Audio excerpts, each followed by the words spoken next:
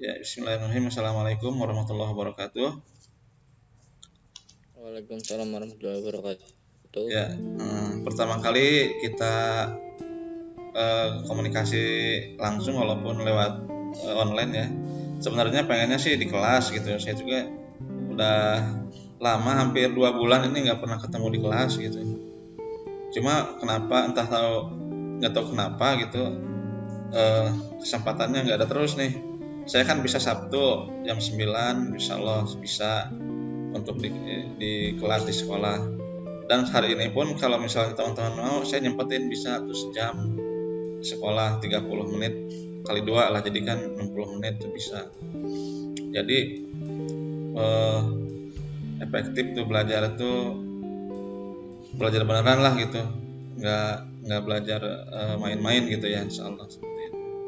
Tapi mungkin ya takdir menentukan lain ya, sehingga kita tidak bisa ketemu nih di kelas ya.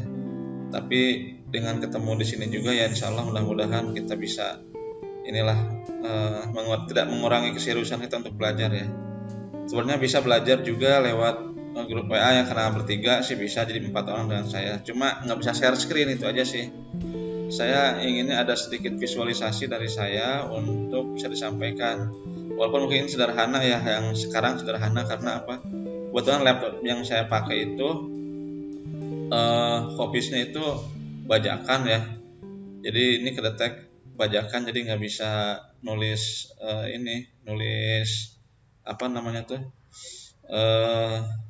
PowerPoint. Jadi saya pakainya PowerPoint online ya.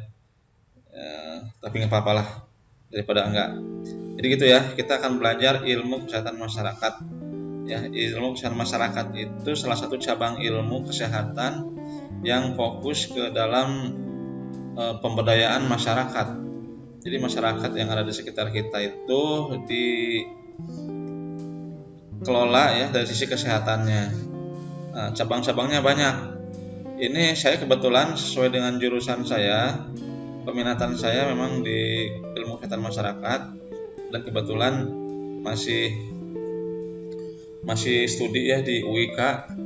Nah, nanti teman-teman juga kalau mau meneruskan, nanti di Bogor udah ada Fakultas Ilmu Kesehatan Masyarakat.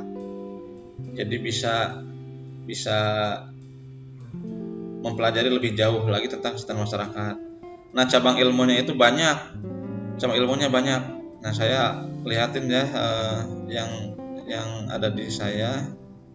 Cabang ilmu kesehatan masyarakat yang pertama itu UKS. UKS cabang ilmu kesehatan masyarakat tuh, UKS.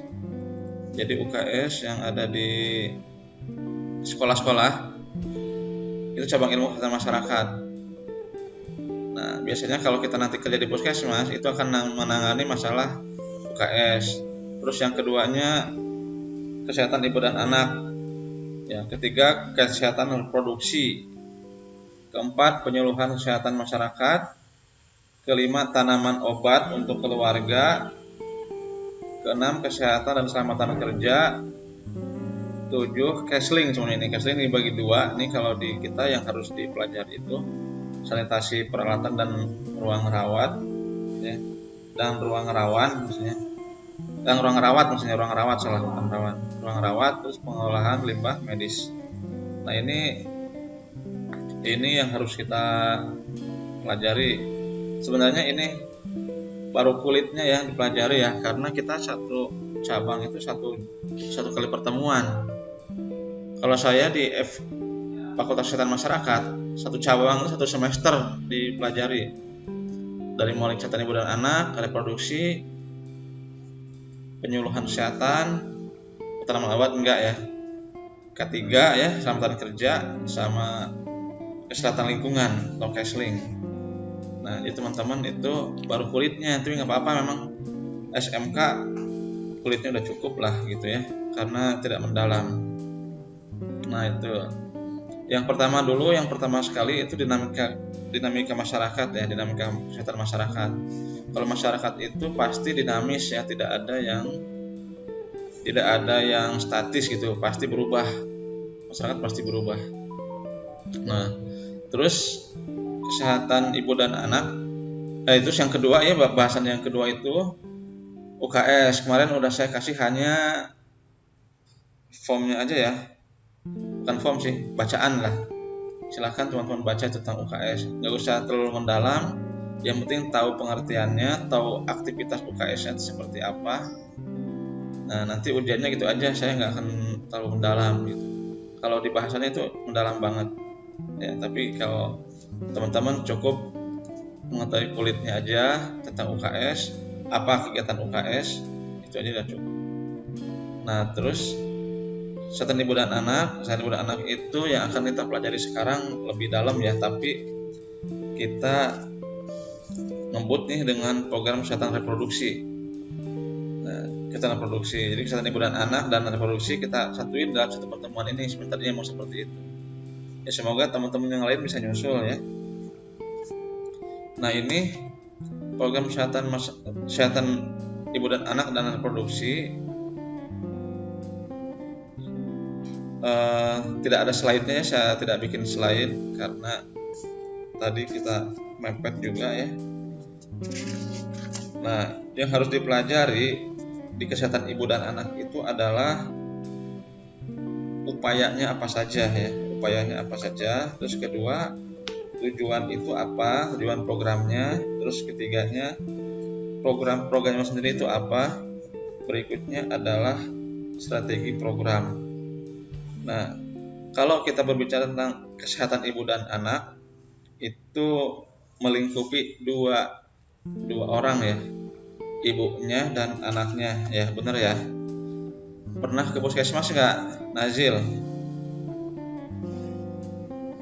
Pernah ke puskesmas nggak? Halo? Pernah ya? Puskesmas mana yang pernah?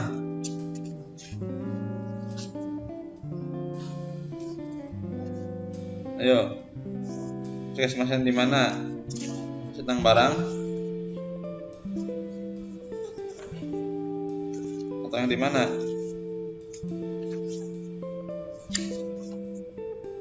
Jil?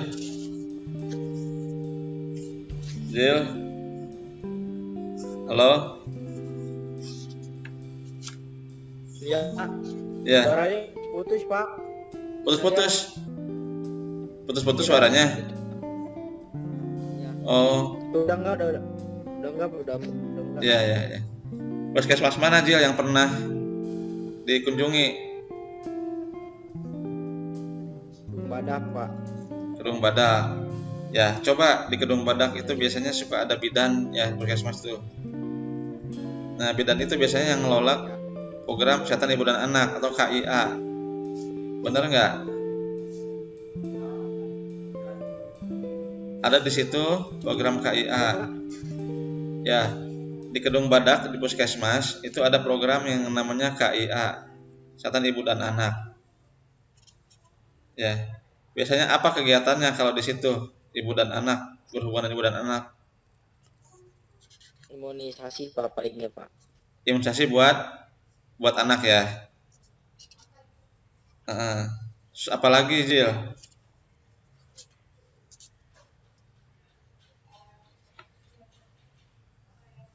Apalagi selain imunisasi?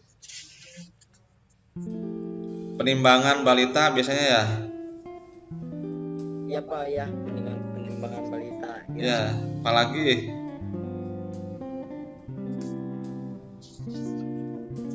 Banyak tuh biasanya yang dilakukan.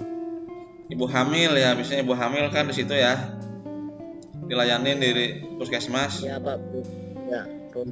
Ya, pemeriksaan ibu hamil. Nah, itu salah satu dari program kesehatan ibu dan anak. Jadi, program kesehatan ibu dan anak itu ditujukan untuk ibunya dan anaknya. Nah, di situ upayanya adalah intinya untuk meningkatkan derajat kesehatan ibu dan anak dengan meningkatkan pengetahuan, sikap dan perilaku dalam mengatasi masalah kesehatan dirinya dan juga keluarganya. Nah, itu salah satu tujuannya, yang meningkatkan kemampuan baik itu pengetahuan, sikap ataupun perilaku dari ibu dan anak untuk meningkatkan kesehatan. Jadi kalau kita di masyarakat sering ada mitos ya, mitos untuk ibu hamil apa tuh mitosnya? Tahu nggak, Jil? Mitos selama hamil misalnya harus bawa penitih, pernah dengar nggak?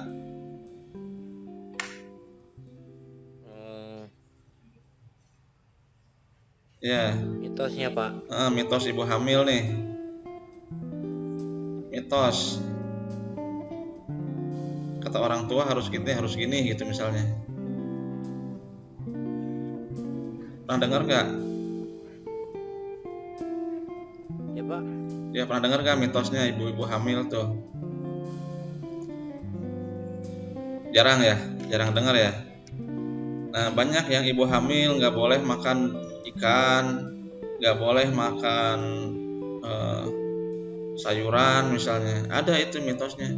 Nah ternyata itu tidak benar. Ya, justru ada beberapa yang faktanya itu tidak sesuai dengan larangan yang disampaikan oleh orang tua mereka gitu. Itu kan jadinya sesat kan. Nah disinilah program kesehatan buat ibu itu dilakukan untuk meningkatkan pengetahuan.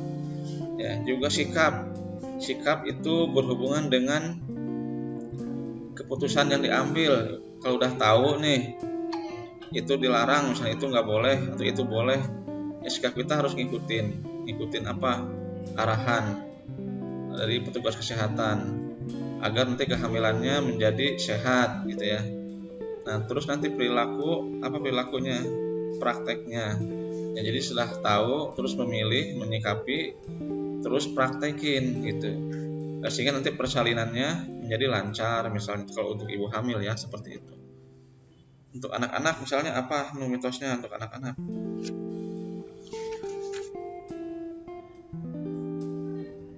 Sering dengar nggak?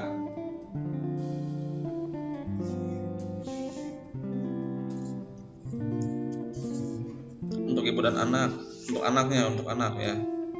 Anak misalnya nggak boleh sering makan telur, nanti bisulan. Pernah dengar nggak? Pernah. Ya, nah itu mitos ya. Itu kurang benar itu. Justru anak itu harus banyak makan makanan yang bergizi seimbang ya, bergizi seimbang. Jadi jangan sampai anak kurang gizinya, nanti akan berpengaruh terhadap kecerdasan dan pertumbuhan. Kecerdasan dan pertumbuhan fisik dan mentalnya akan berpengaruh. Nah, jadi si anak akan kurang intelijensinya nanti ya, kurang pertumbuhannya apabila makannya kurang bagus gitu. Nggak makan telur, misalnya nggak mau makan telur atau bisulan gitu. Nah itu mitos. Dan juga harus dikasih pengetahuan tentang itu ya, terutama orang tuanya ya, ibunya. Nah makanya kalau di program KIA itu ada yang namanya Posyandu.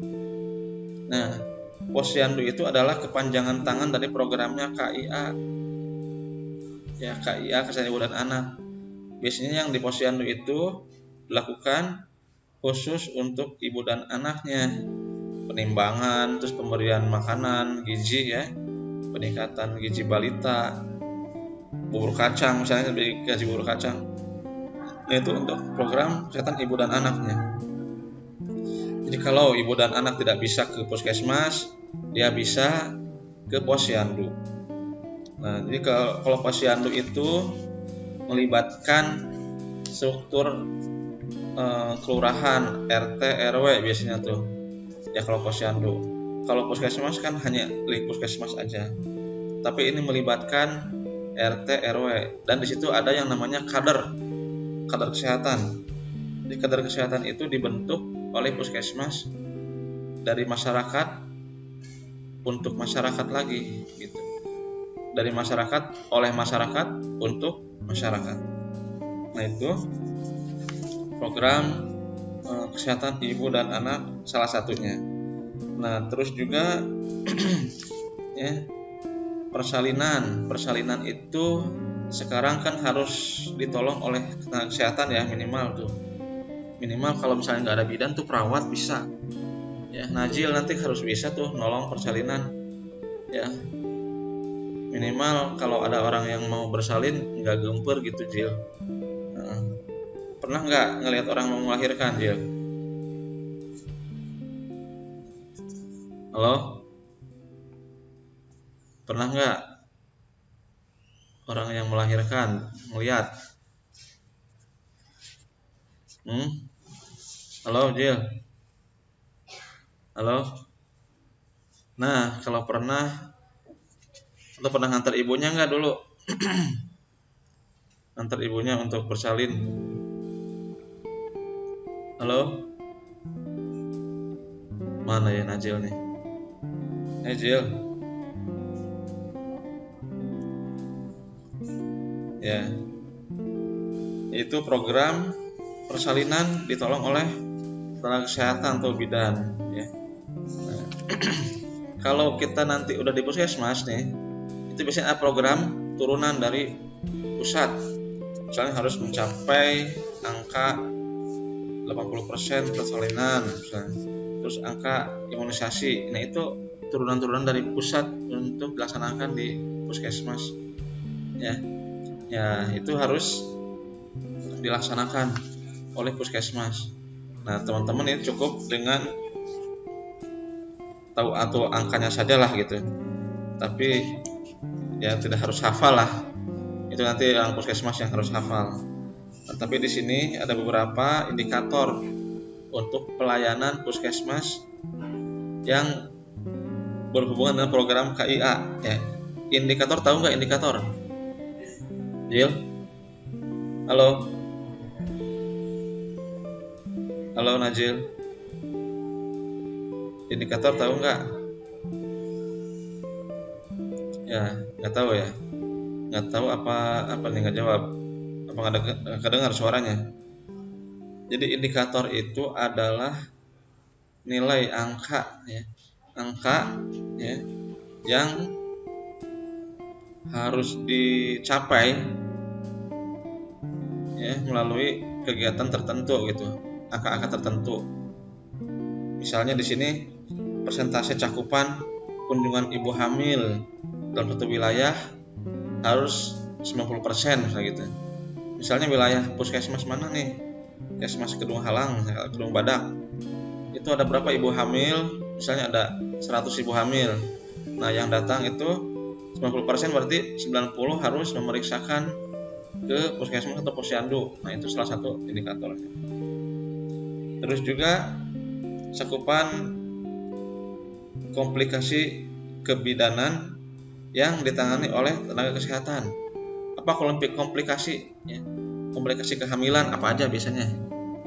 Ya, misalnya bayinya kelilit tali pusat, ya, itu komplikasi. Apalagi terus bayinya sungsang tahu nggak? Halo, Jil? Tidur Bapak Najil nih. Ya, sungsang itu kepalanya di atas, ya, pantatnya di bawah tuh sungsang. Nah, terus kunjungan ke puskesmas atau pelayanan pertolongan persalinan oleh tenaga kesehatan yang berkompetensi, yang berkompeten, cakupannya berapa? 90%. Nah, itu juga indikator.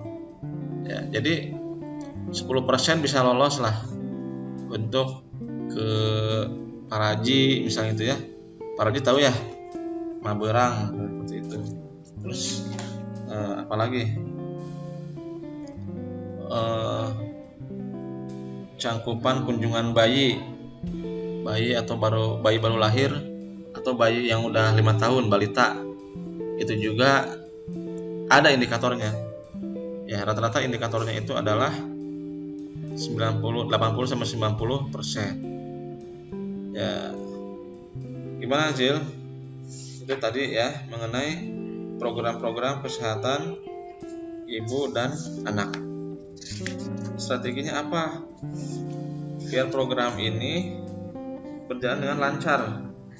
Apa strateginya? Yang pertama adalah advokasi. Itu advokasi apa? Itu upaya untuk mendapatkan komitmen dan dukungan dari pengambil keputusan. Siapa pengambil keputusannya?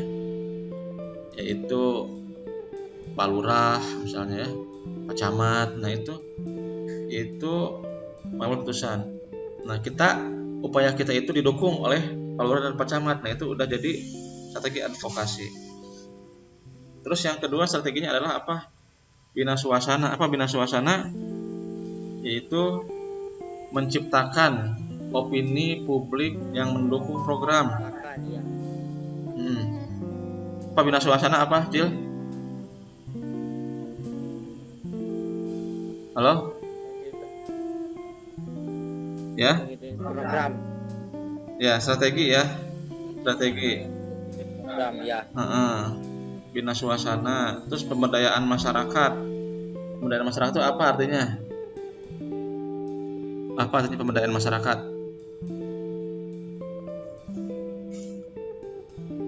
Jadi melibatkan masyarakat dalam setiap kegiatan. Jadi masyarakat itu harus terlibat dalam setiap kegiatan. Jadi masyarakat berdaya ya. Jadi bukan diumpenin doang. Ya bukan diumpanin, tapi diberdayakan. Terus yang keempatnya ada strateginya adalah kemitraan. Kemitraan dengan siapa kita bermitra? Ya dengan kader misalnya ya, kalau di puskesmas itu dengan kader. Nah itu strategi dari program kesehatan ibu dan anak.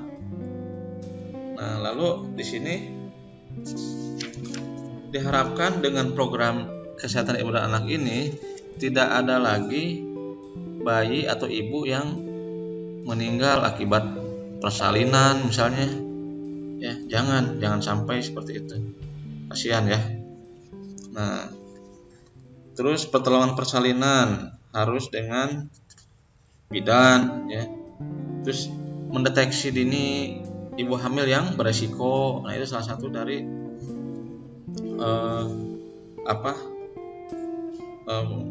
program KIA.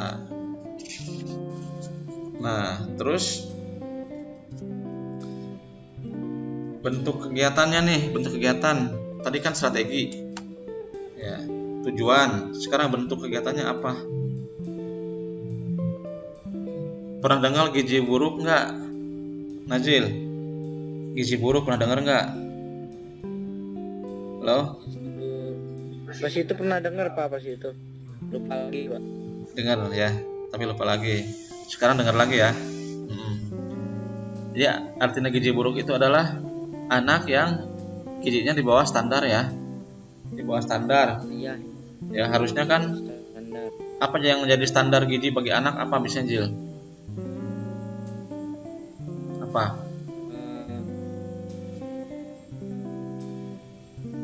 Apa biasanya berat badan ya? Ya benar nggak? Ya, berat badan. Berat badan. Benar Pak. Terus apa lagi? Ya, berat badan Apa lagi? menurun. Hah? Tinggi badan Jil.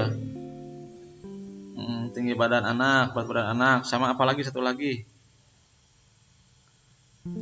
Lingkar lengan atas Jil itu. Ya, lingkaran atas. Lingkar lengan atas itu jadi patokan juga untuk gizi anak. Nah itu. Jadi itu kalau ada yang buruk itu harus segera ditangani. Ya. Apa biasanya kalau gizi buruk itu dikasih apa? Penanganannya apa Zil? Vitamin Pak. Ya, selain vitamin apa yang paling penting sebenarnya nih?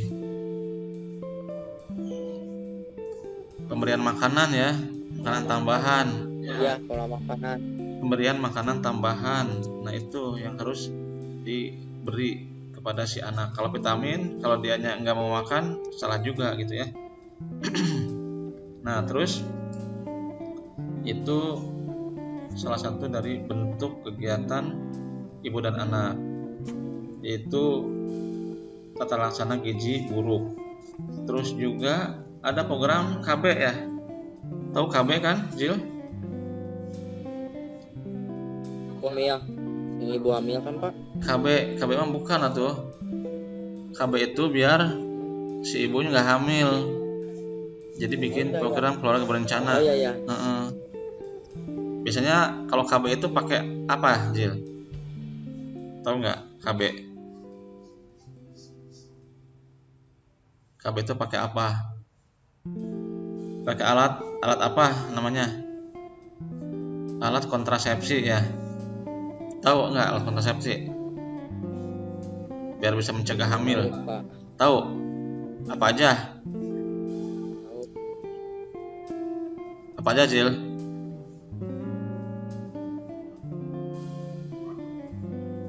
Kondom ya, kondom tuh alat kontrasepsi. Tahu nggak kamu kondom? Hah? Nggak tahu ya? Tahu Pak, tahu. Nah, tahu kamu suka jalan-jalan ke Indomaret ya? Yang ada di Alfamart kan Pak. Iya, ini Alfamart. Yang pakai siapa kalau kondom yang pakai? Kenapa Pak? Yang pakai kondom siapa biasanya?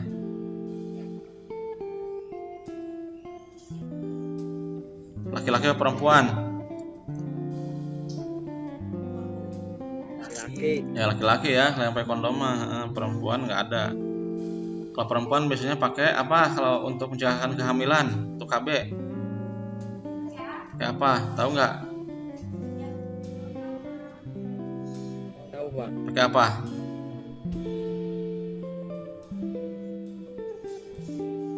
Pakai suntik. Ya, suntik biasanya kalau perempuan. Bener nggak? Disuntik Pak. Ya, suntik KB namanya. Ya. Jadi suntik KB. Nah, itu KB itu bagian dari program kesehatan ibu dan anak juga. Nah, terus apa lagi program kesehatan ibu dan anak? Di sini ada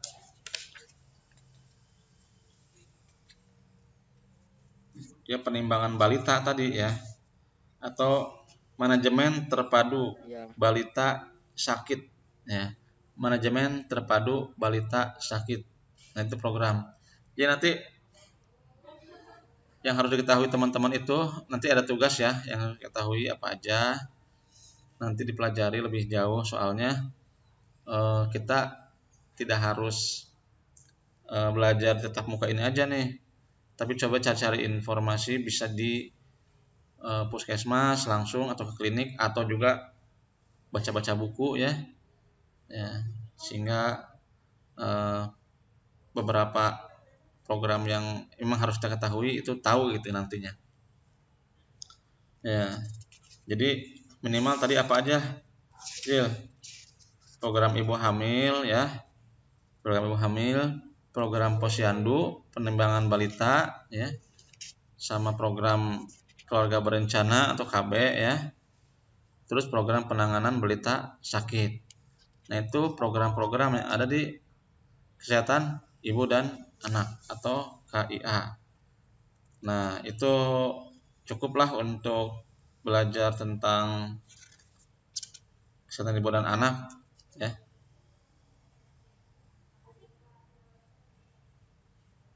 Ya, selanjutnya nanti untuk kesehatan reproduksi insya Allah lanjut aja ya nanti pekan depan. Ya, ini najalnya udah keluar nih. Papa ini sebagai rekaman, tapi nanti semua ada tugas ya. Tugas yang harus diselesaikan nanti insya Allah di share ya insya Allah. Kita tutup dengan hamdalah. Alhamdulillahirabbil alamin. Assalamualaikum warahmatullahi wabarakatuh.